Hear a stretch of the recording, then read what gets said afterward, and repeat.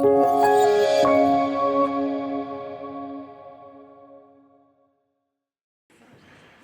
since we're already quiet, good evening, everyone. My name is Bridget Haney, and I am the historian here at the State Historical Society of Missouri. 2024 marks 50 years since Gary published his first article on the African American experience in Missouri. While I've personally known Gary for just over a few years, I have known his research a little longer.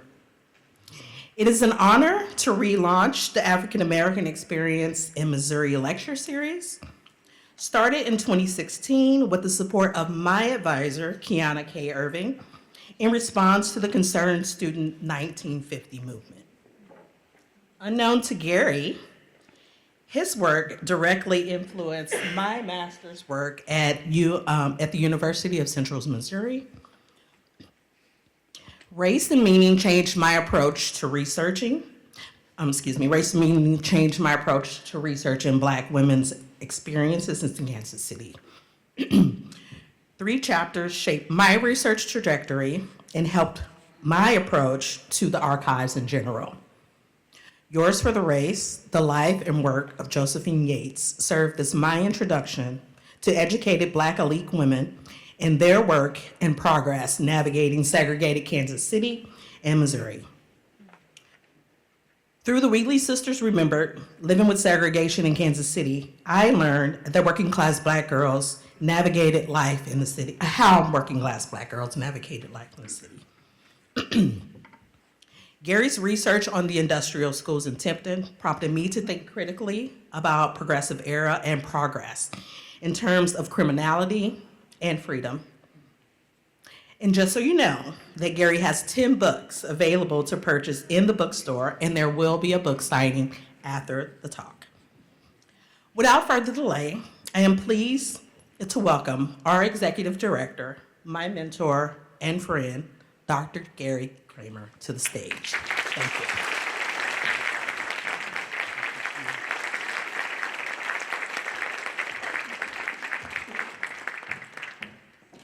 I feel like anything I say is going to detract from that introduction. Thank you all for being here. It's really a privilege and a pleasure to first of all, to be in this building. We spent 104 years in the basement of Ellis Library.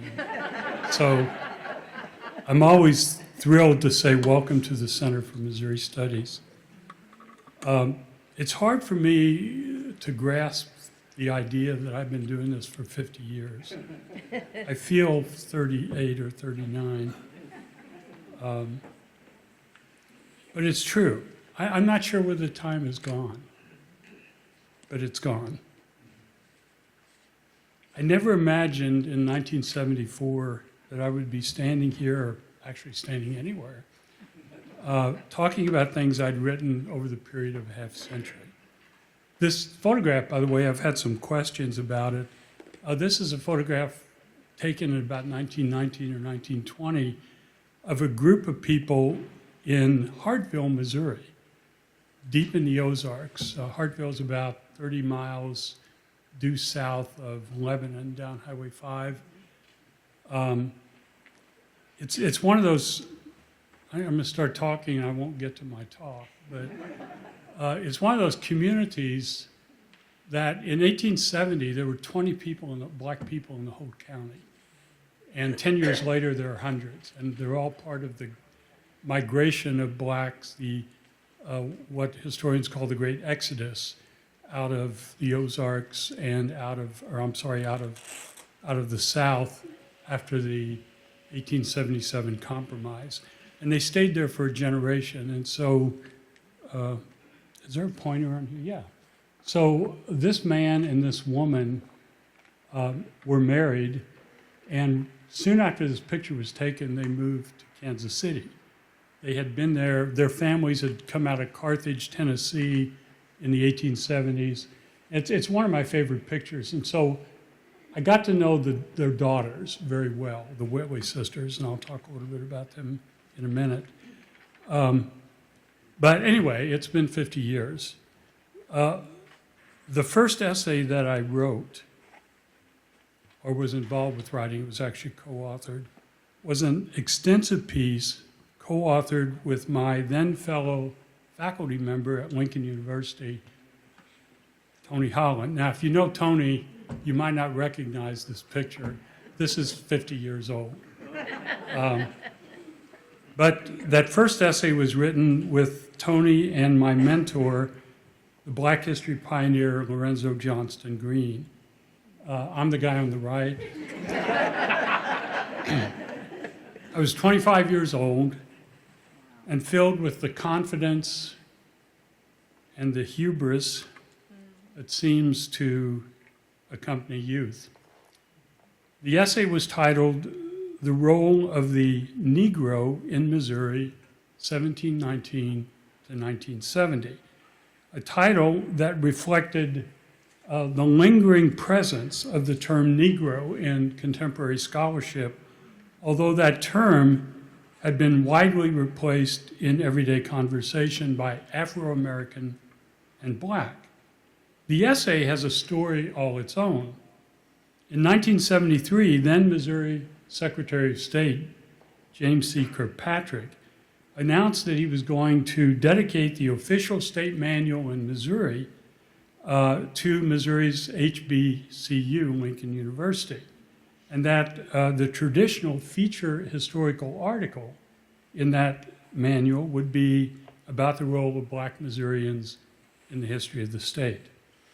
This piece was to be written by longtime Lincoln University history professor Lorenzo Green. Fate intervened. The septuagenarian Green, who was younger then than I am now, had a heart attack, and while he was recovering, he turned to two young associates for help, Tony Holland and myself.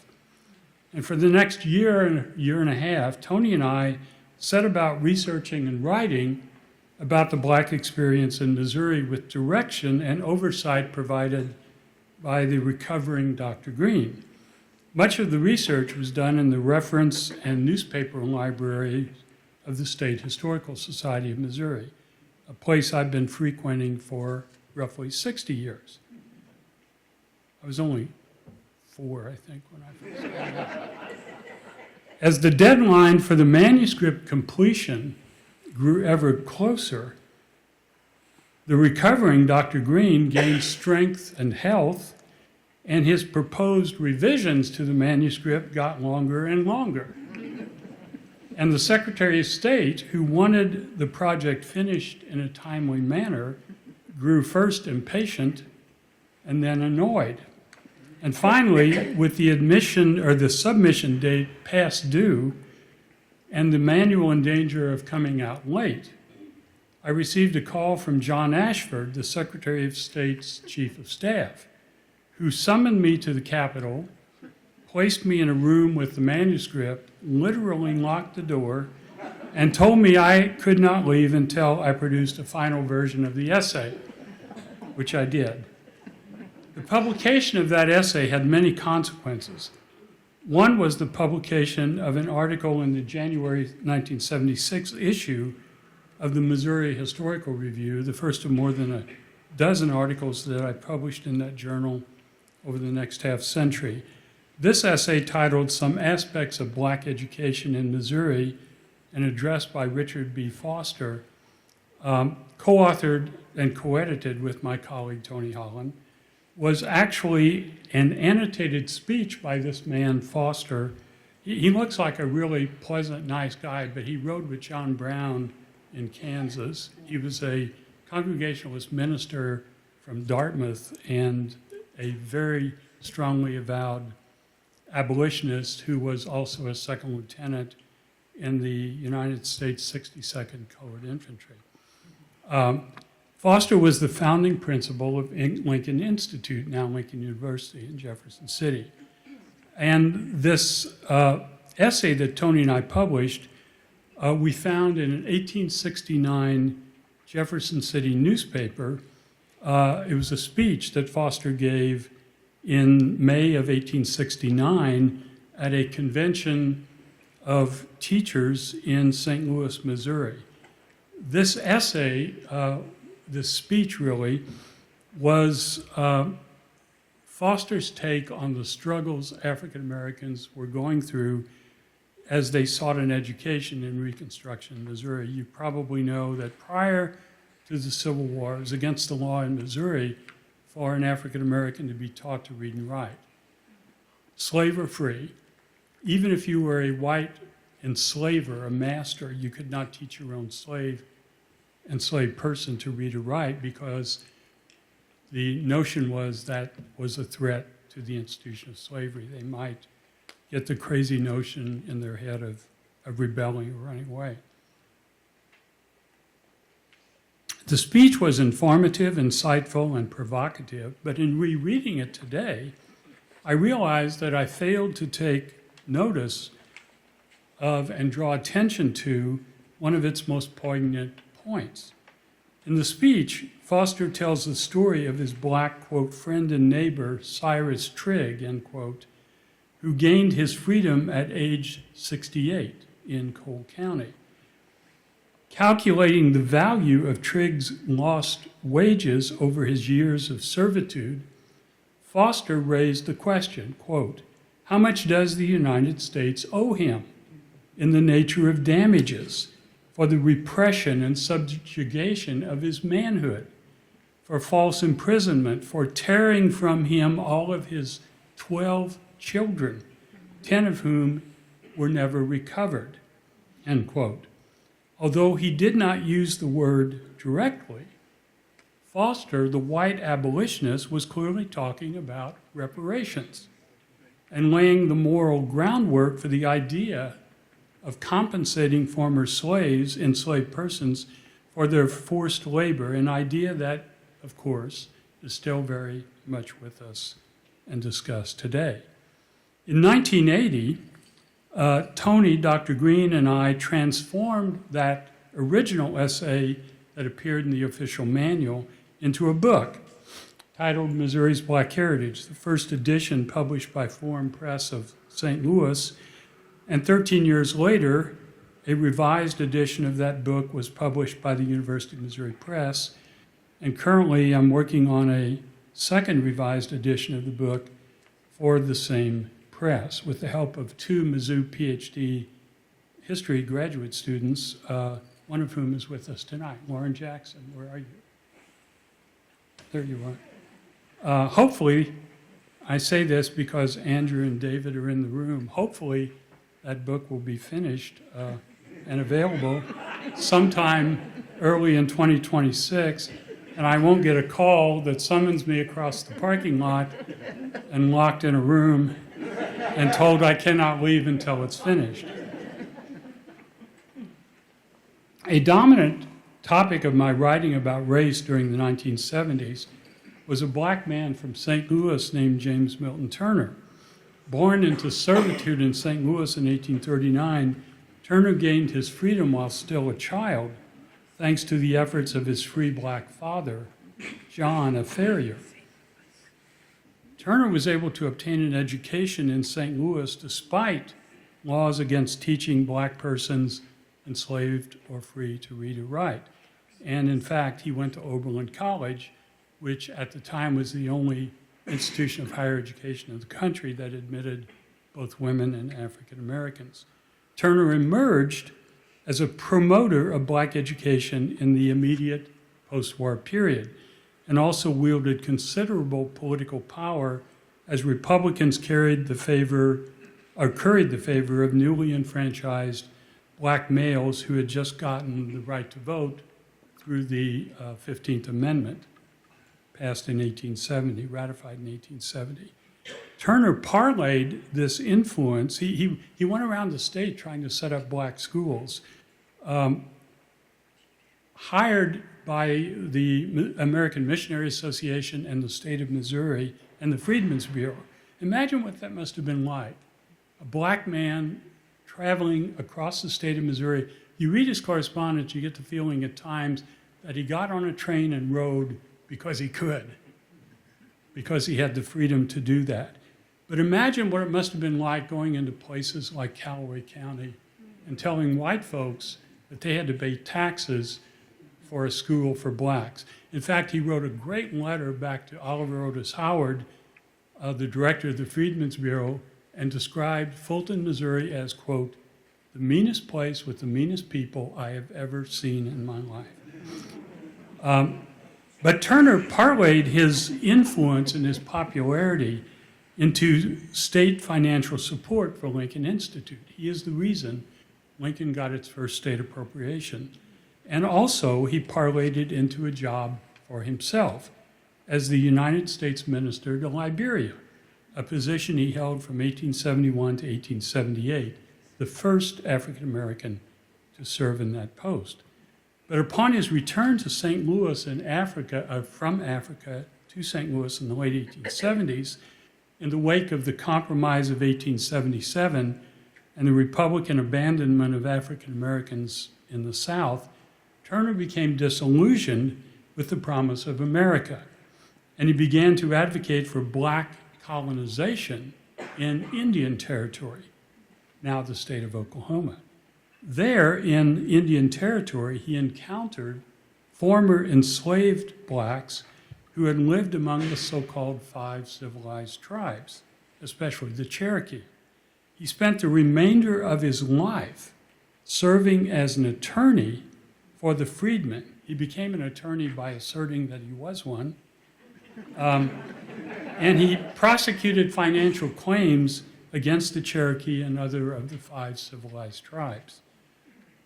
So during the decade of the 1970s and early 1980s, I published a number of articles on Turner in the Missouri Historical Review, Gateway Heritage, the Chronicles of Oklahoma, and eventually my work on Turner resulted in a book titled James Milton Turner and the Promise of America, published by the University of Missouri Press.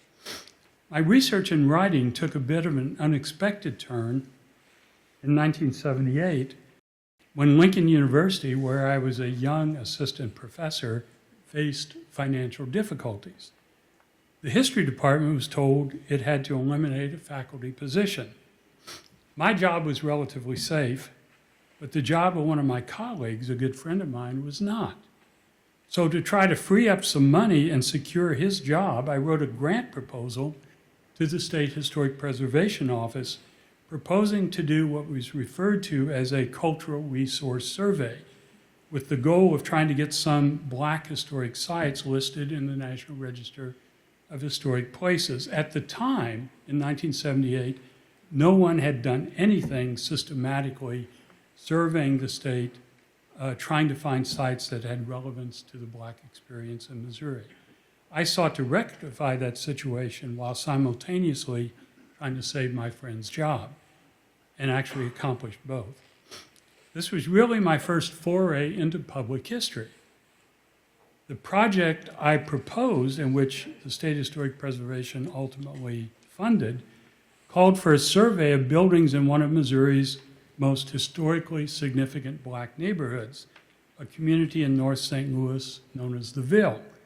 I had no experience doing this sort of thing, but I've never been one to allow either ignorance or a lack of experience to stifle me. The neighborhood had long been home to some of the most prominent African Americans in the city and the state. It was anchored by a number of important social, cultural, religious, and educational institutions, including Sumner High School, the oldest black high school west of the Mississippi River, the Antioch Baptist Church, a late Gothic revival structure erected in 1921, serving a congregation that dated to 1878. The Annie Malone Colored Orphans Home, named for an early black female entrepreneur who made her fortune in the black beauty care business, and the Homer G. Phillips Hospital, built in 1937 and for more than 4 decades, one of the most prestigious medical institutions in the state and nation. I wrote about this survey and about the Ville in a 1981 article published in a journal titled The Public Historian.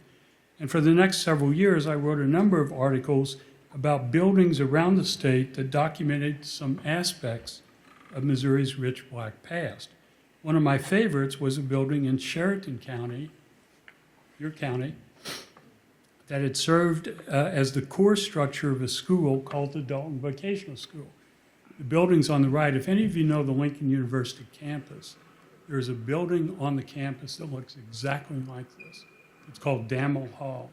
And it looks like that because it was designed by the same architect, a man named Frank Herriold, who had come to Lincoln from Prairie A&M College in Texas.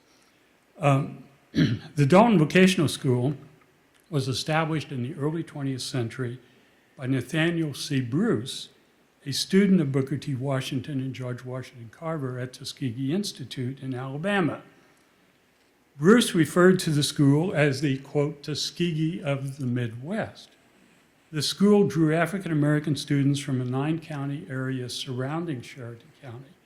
The last principal of the school, by the way, was Columbia's own Elliott Battle, whose wife Muriel served as the school's secretary prior to its closing at the end of the 1955-56 school year in the wake of Brown versus Board of Education, when, of course, they came to Columbia and spent the remainder of their lives here. Note this photograph on the left that I took 40 years ago.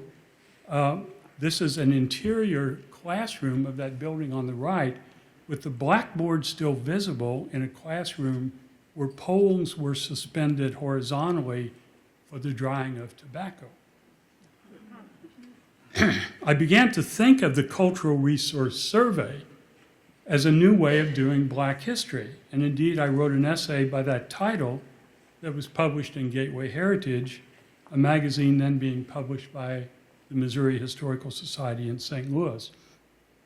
One of the historic sites that most intrigued me during this period was a facility in Tipton. Bridget mentioned this, that was built and opened in 1916 as the Missouri Industrial Home for Negro Girls. The building is still standing. It's now part of the Missouri Correction System. This was a place of incarceration for young Black girls who ran afoul of the law at a time when Missouri would not allow Black girls and white girls to reside in the same facility. There had been a great controversy in the state surrounding the location of this facility in the period of the early teens. No one wanted such a facility in their community. Eventually, Tipton agreed to allow the facility to be built in Montauk County because it meant jobs for local residents. During the time when I was doing research on the home, I discovered a number of case files of young girls sentenced to the facility during the 1930s. After much argument and pleading, the Division of Youth Services gave me permission to access these files so long as I agreed not to reveal personal information, full names, for example. In reading through these files, I discovered a number of heartbreaking stories about the travails of young girls who ended up in the Missouri Industrial Home for Negro Girls, including one young girl who was deemed by the courts to be, quote, incorrigible at the age of 6. There was a girl who was incarcerated at Tipton for 10 years who wrote to the matron, a Black woman named Ethel Bowles, whom the inmates were required to call mother, asking if she might gain more privileges. I'm quoting from this letter.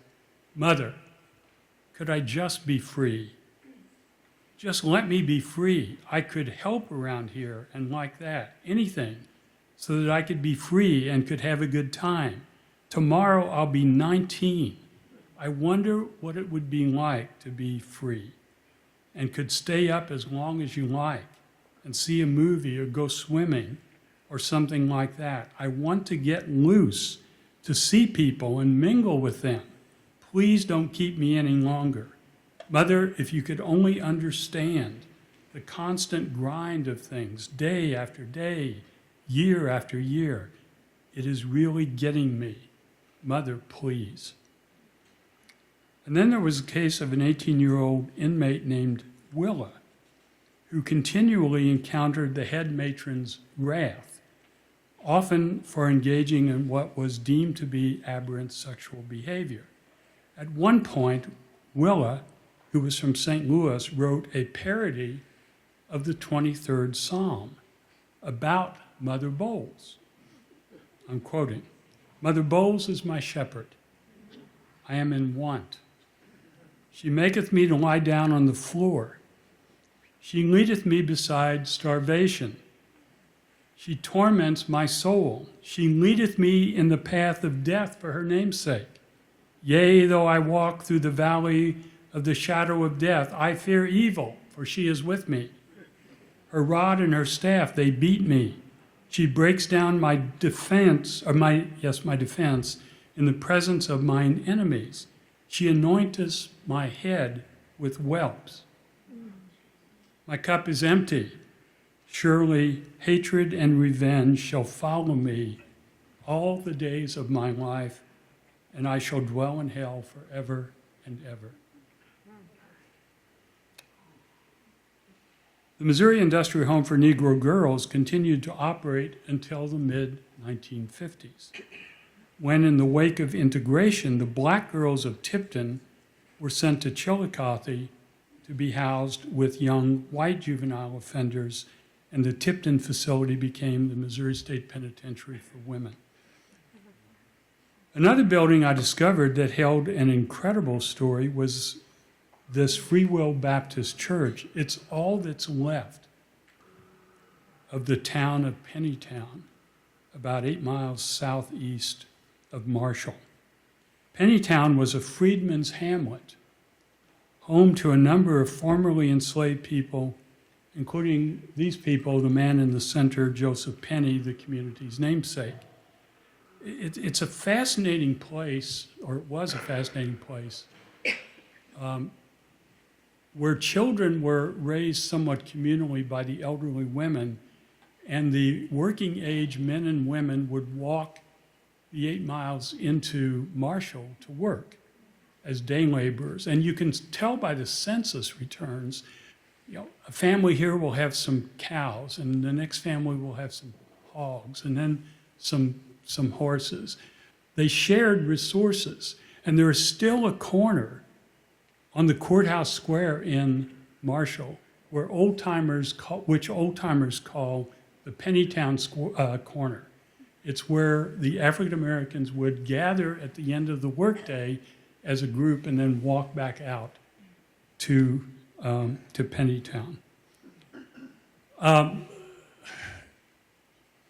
In the 1960s, the MFA bought all the land and tore down all the buildings, but in the contract the folks arranged with the MFA, there was a clause in the contract that they could not tear this church down as long as there were, quote, regular services there.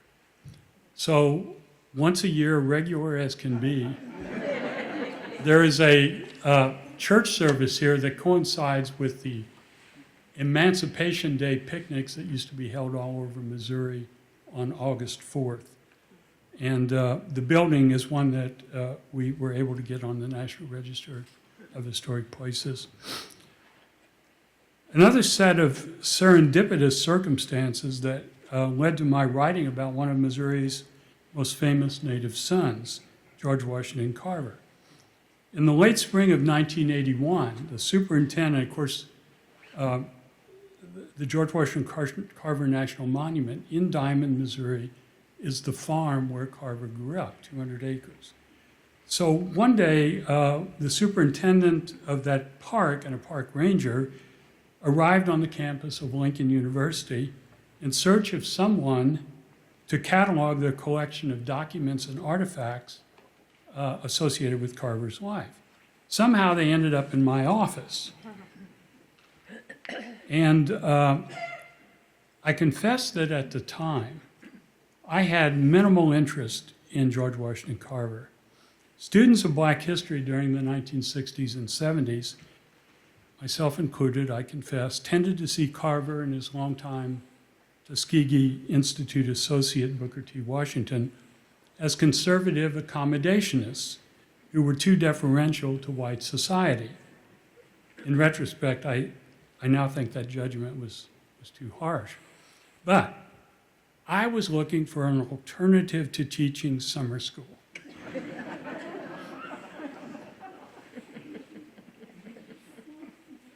I've always been pretty high-minded. So I decided to take on this project. Keep in mind, I was neither an archivist nor a librarian, and I had to learn I had no idea how to catalog anything, and I had to learn the proper jargon to proceed. I learned, for example, that according to the National Park Service, a horseshoe was not properly identified as a horseshoe. It was a land transportation accessory artifact. The real significance of this project for me was it forced me to read the extensive Carver correspondence housed at the monument, which gave me an entirely new appreciation of Carver. It also led me to the Tuskegee Institute archives in Alabama, where I encountered even more Carver material. Eventually, I decided to do a book on Carver. That book was published in 1987 by the University of Missouri Press, reissued in paperback in 1991, and in a revised and expanded edition in 2017. Meanwhile, in 2011, Greenwood Press of Santa Barbara, California, asked me to write a book-length biography of Carver. So my thinking and writing about Carver has continued for 4 decades, all because I didn't want to teach summer school. Unquestionably, the most interesting aspect of the Carver story, at least for me, was my discovery of Carver's close personal relationships with a number of young white men whom he called my boys. Early in the 1920s, members of the Commission on Interracial Cooperation and the YMCA, both headquartered in Atlanta, Georgia, looking for means by which to ease racial tensions in the South, identified George Washington Carver as someone they thought could bridge the gap between blacks and whites.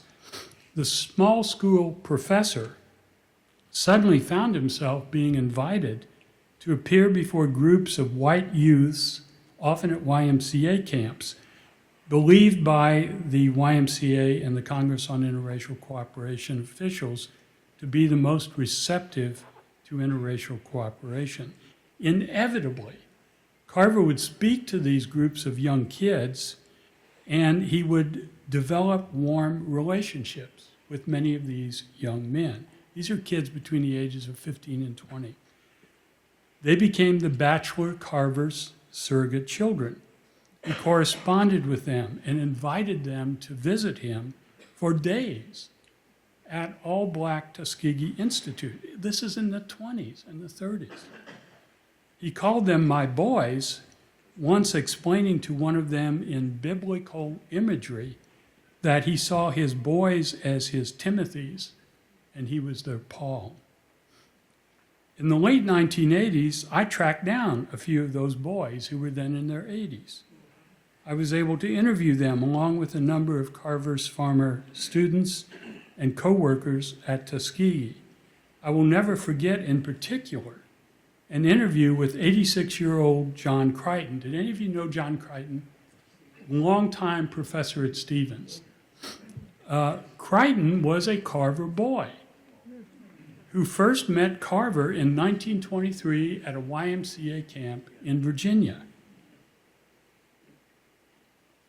I interviewed him, and Crichton spoke of Carver, who had died 40 years earlier, with love and through tears, as he reminisced about how Carver read poetry to his boys as they visited him in the Tuskegee dormitory room that he called home.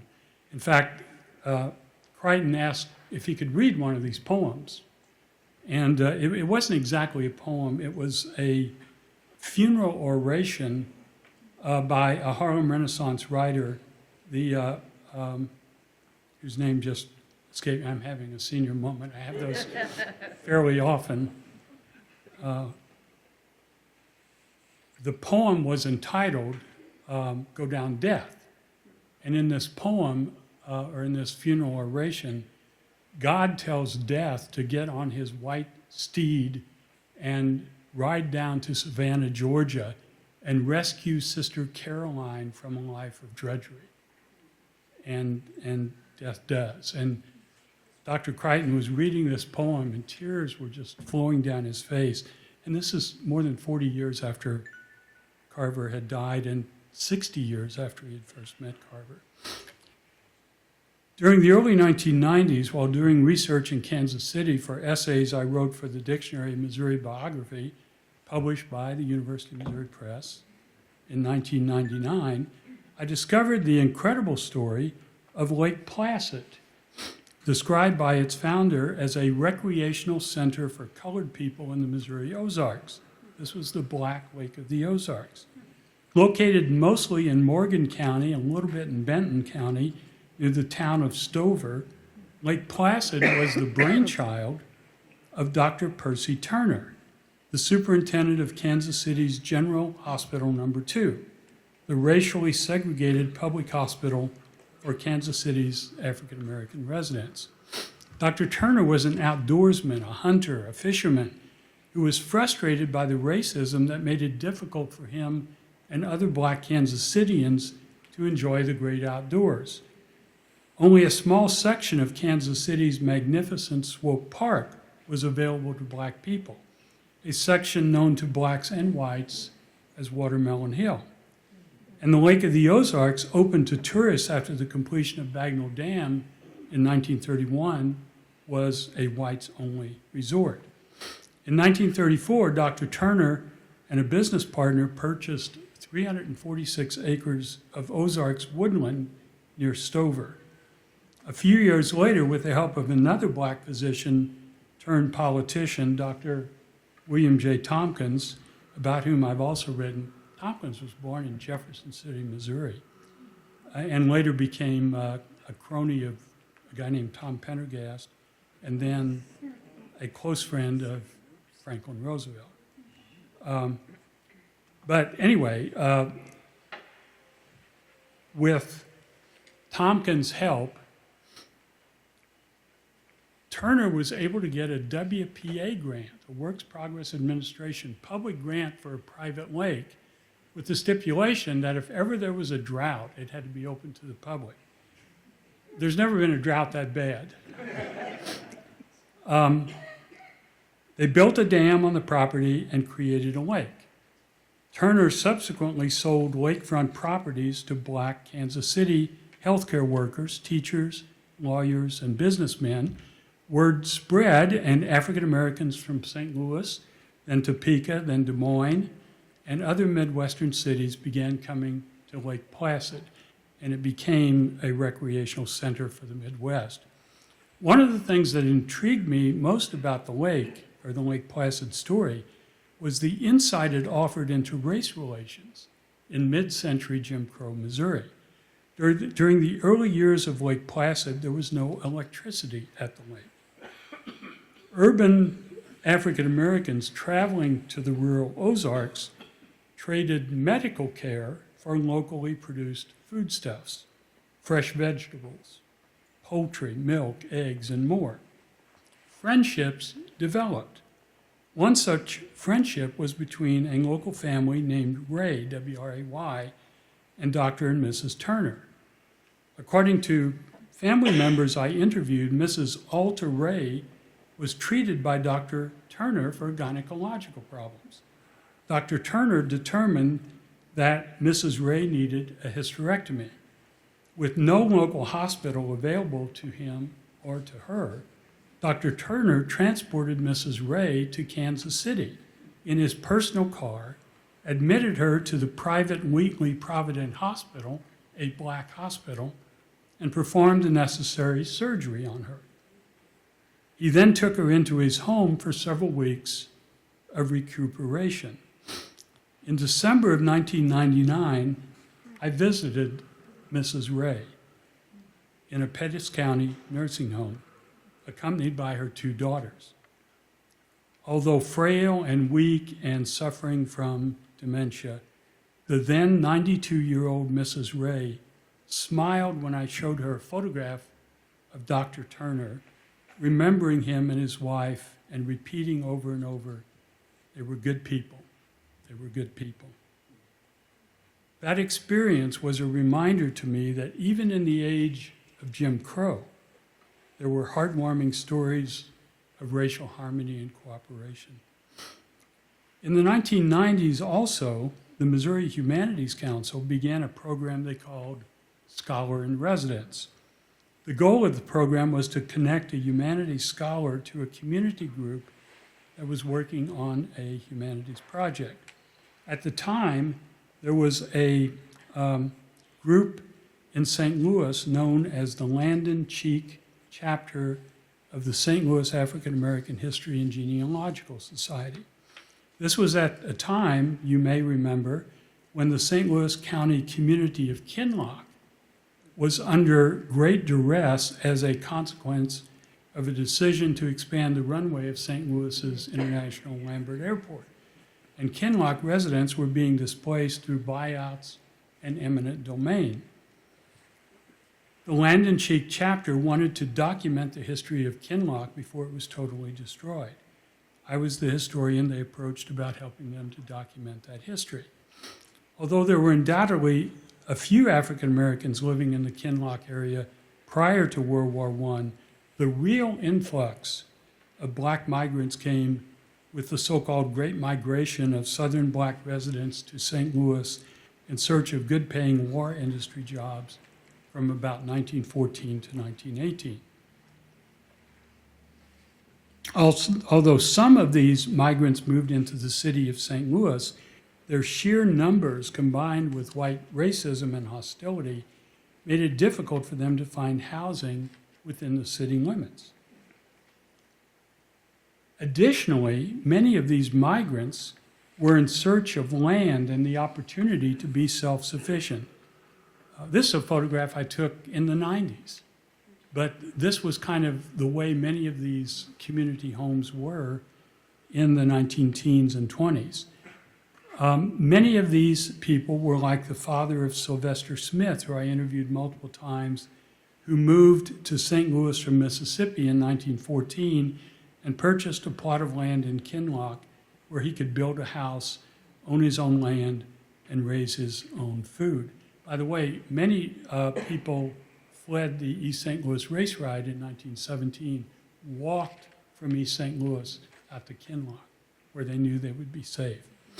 A careful look at the 1920 federal census reveals that the black community of Kinloch gives lie to all of the stereotypes of 20th and 21st century black urban life.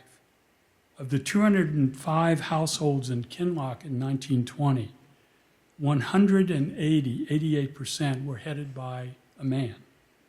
Most of the women who were the heads of households were widows, not divorced or abandoned women. Indeed, the people I interviewed for this project told me that divorce was so rare that it was almost non-existent. So was teenage pregnancy. As one of my sources told me, quote, if a girl became pregnant before she was married, which was a rare occurrence, she would be an outcast, end quote. Kinloch had its own school, its own churches, its own businesses. Because it was unincorporated, it had no city services, such as a police department, a street department, or a fire department. They wanted it that way because they didn't want rules that said they couldn't have their butchering hogs and their milk cows. It had a strong chapter of the UNIA, shown here, the Universal Negro Improvement Association, a self-help organization established in 1914 by the black nationalist Marcus Garvey. When problems arose, community members came together to solve them. A case in point, one of the most interesting people I interviewed on this project was a woman whom everyone called Fire Truck Hattie. She was so named because during the early 1930s, there was a devastating fire in the community that destroyed many small wooden shotgun houses that had been built out of discarded lumber. The fire and its devastation caused community members to decide that they would raise money for a fire truck. The organizer of this fundraising effort, bake sales, raffles, was Fire Truck Hattie. A sufficient amount of money was raised to buy a fire truck, but there was no city water supply. So the pumper fire truck was filled with buckets of water in advance of a fire. When the fire bell rang, the men of the community would follow the truck to the scene of the fire. The women and children would gather at the local creek to form a bucket brigade to refill the pumper truck when it ran dry. The lives of those residents were filled with resilience and determination and pride. Soon after the completion of the Kinloch project, I became involved with another scholar in residence project in Arrow Rock. The Friends of Arrow Rock had recently been the recipients of the donation of a couple of buildings that had great significance to the community's rich African American heritage. A church known as Brown's Chapel. It's been totally redone, looks much nicer than this now. And a building that had once been owned by a lodge of the Black Masons, the ancient free and accepted Masons. The Friends of Arrow Rock asked me to work with them to contextualize these buildings by researching and writing about Arrow Rock's Black past through a humanities scholar in residence grant. I was eager to do so. Over the course of the next few years, I spent a lot of time in Arrow Rock and also in the library of the State Historical Society of Missouri, trying to unearth Arrow Rock's rich Black past. By the time I began work on that project, Arrow Rock had only one Black resident left. But federal census research revealed that Arrow Rock Township once had hundreds of Black residents. I was stunned to learn that as late as 1880, 15 years after emancipation, 2/3 of the town's Black population was still living in white households as domestic servants and laborers. The Arrow Rock Project involved doing a number of oral histories with African Americans who had either lived in Arrow Rock or who had a strong connection to Arrow Rock's rich African American past. No one I interviewed was more interesting or more engaged than Bishop M.H. Williams, who had been among the last pastors of that Brown Chapel church you saw. A septuagenarian, when I interviewed him during the mid-1990s, Bishop Williams became a friend and a valuable source of information. One day, we were talking, and he leaned toward me and said rather quietly, "You know, I haven't always been a preacher." So, of course, I had to ask, "No, what were you before?" "Well," he said, "I used to sing the blues." I shouldn't have been surprised by that because he had this deep, rich baritone voice. "Tell me more," I said. Born in 1916, Bishop Williams grew up on a Saline County farm. As a young man, he often sang on riverboat excursions on the Missouri River. And at some point, he decided to seek fame and fortune in Kansas City as a blues singer in the 18th and Vine District. He sang wherever he could find engagements in the evenings. And he worked a day job delivering coal. He boarded in one room in a boarding house near 18th and Vine while, as he told me, quote, "living a less than godly life," end quote. One day, he said, God decided to deal with him directly. He had come back to his room one evening too tired even to remove his clothes. He simply went into his room, closed the door, climbed into bed. But soon he heard a noise in the hallway. If you heard him tell this story, you believed he believed it. Upon investigating, he saw a coffin in the hallway. Frightened, he dashed back into his room, closed the door, climbed into bed, and pulled the covers over his head and waited. Soon, the door to his room opened, and he saw the coffin that had been in the hallway moving toward him under its own power. The coffin moved around the foot of the bed, came right up along the side where he was sleeping or trying to sleep. And after what must have seemed like an eternity, the coffin lid opened. And as Bishop Williams said to me, quote, "What do you think I see?" "Why, it's me." There he was, lying in the coffin, seemingly dead. And then he said, "I grabbed me," meaning the body in the coffin, reached up and grabbed him by the shirt and pulled him toward the coffin, saying, "Brother Williams, you need to be preaching the word of the Lord." And soon thereafter, Brother Williams got himself a church. And he spent the remainder of his days preaching. He told this story in part, as he said, to explain, you don't take up preaching. Preaching takes you up. I know. Yet another community I focused on during the 1990s was a black community known as Leeds, just west of the Little Blue River and south of 31st Street in Kansas City. The guy who drove this car, Lawrence Jackson, was one of my sources. He called this a jitney, which was a cab that he charged a nickel for to he was one of the few people with a car in town or in the community.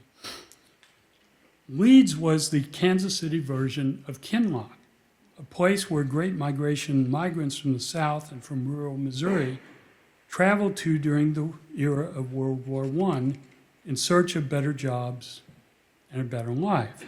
Although it was within the city limits of Kansas City, it was in what remained a very rural area. No paved streets, no public water supply, no city services generally. But it was also an area where these migrants could replicate their southern lifestyle with their chickens, butchering hogs, milk cows, and opportunities to hunt and fish. And it was within walking distance of the 31st Street streetcar, which they could catch or catch a ride on the jitney and ride into the city for day jobs. Once again, I was able to interview some wonderful people who had incredible stories of resiliency and survival. I was struck in Leeds, much as I had been in Kinloch, by how the community's history gave lie to modern-day stereotypes of black urban life. The 1920 federal census, for example, revealed that 96 of the 108 households, 89% of the community, were occupied by residents who lived in houses that they owned. The homes in Leeds were not by any stretch of the imagination elaborate or extravagant. Most of the early houses were two-room frame shotgun structures. Dolly Mosby Malone, who I interviewed and who was born in 1911, remembered, quote, "Regardless of how large your family was, you got a two-room house. You also got a front porch that doubled as a bedroom when the weather was warm enough. The houses lacked bathrooms, central heat, even foundations. They were on piers. Many had dirt floors. Another woman, Gertrude Gillum, told me that, quote, some women would sweep designs in the floor, and they did not want you to mess up their floors." The residents of Leeds lived in a semi-subsistence lifestyle based on neighborly cooperation and sharing. There were community gardens and community hog killings. Everyone hunted and fished and shared the kill. Churches and the local public school, the Dunbar School, were the centers of community social life. Once, during the late 1990s, I attended a community homecoming at the neighborhood park in Leeds, Liberty Park, which is now the Yvonne Wilson Park. At one point, Senator Yvonne Wilson, one of the organizers of this gathering, who had grown up in the community and with whom I had worked, this is her sister Vivine on the left, we were in this big park wide open space, and she was on one side and I was on the other, big open green space, and she was talking to the audience and pointing at me from across the field. She encouraged attendees to talk to me. Quote, "You see that man over there? You can trust him with your story." It's one of the greatest compliments I've ever been paid as a historian. No one I encountered over the past 50 years has made more of an impression on me than the Whitley sisters. These little girls on the left were born in the Ozarks, moved to Kansas City in 1920, and spent the remainder of their lives in Kansas City. Gertrude, Geneva, and Irene Whitley were three amazing women who befriended me more than 30 years ago and shared their incredible stories with me, some of which are recounted in the book Race and Meaning, which was published a few years ago by the University of Missouri Press. The Whitley sisters became my dear friends. Irene, the youngest of the three, passed away a little more than a year ago at the age of 103. The State Historical Society of Missouri holds the Irene Whitley Marcus Papers, which is one of the richest collections of material documenting the Black experience in 20th century Kansas City that I've ever seen. Many of the stories I've talked about today, as I said, are in Race and Meaning, not all of them. I've been very blessed over the course of the past 5 decades and more.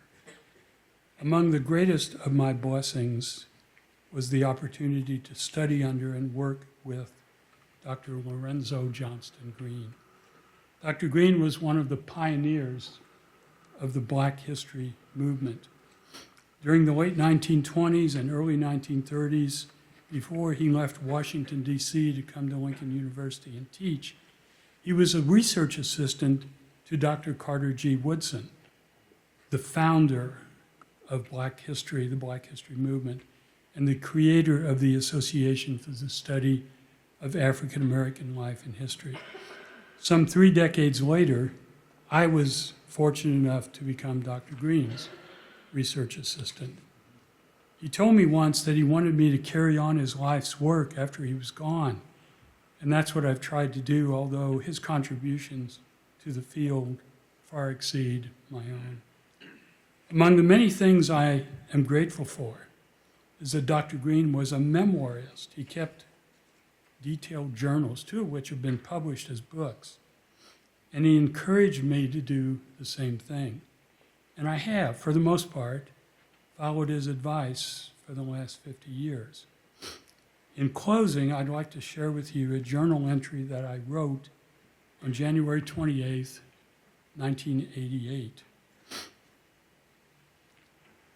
I attended the funeral of Lorenzo J. Green today. Dr. Green, despite the fact that I knew him for more than 20 years, I could never bring myself to call him Lorenzo, or as many of his friends called him, Rennie. It was a dignified celebration of his life, more low-key than I think I expected. Reverend Harv Sanders presided and delivered a eulogy which urged all of us to remember Dr. Green more for what he was, a child of God, than for what he did. Dr. Arvis Strickland read a selection from Ecclesiastes, "Let us praise famous men," and I could feel the emotion that I could hear in his voice. The most touching moment was when Dr. Green's son, Tommy, performed a musical selection that he had written for his dad. It brought tears to my eyes because it was so obviously a statement of his love for his father. I thought of my own dad. The church was full to overflowing. People standing in the aisles, including my boss, Missouri Secretary of State Roy Blunt. The procession to the cemetery was 1.5 miles long. I rode in the lead car with funeral director Phil Freeman, Reverend Harv, and 3 other pallbearers. It was, as Dr. Green would have said, a great day for a funeral. The graveside service was short, and soon it was all over. But something made me linger a few moments, staring at the foot of the bronze casket. It was one of those moments that you know can never be repeated. I reflected, if only briefly, on the benefits that had accrued to me because of Lorenzo Green's life. And then I thank God for letting me know him. He really was a good man, better than most, I'm sure, gentle, peaceful, loving, caring, an exceptional conversationalist. Ideas continued to fascinate and intrigue him to the very end. I will miss him immensely. Thank you very much for being here this evening.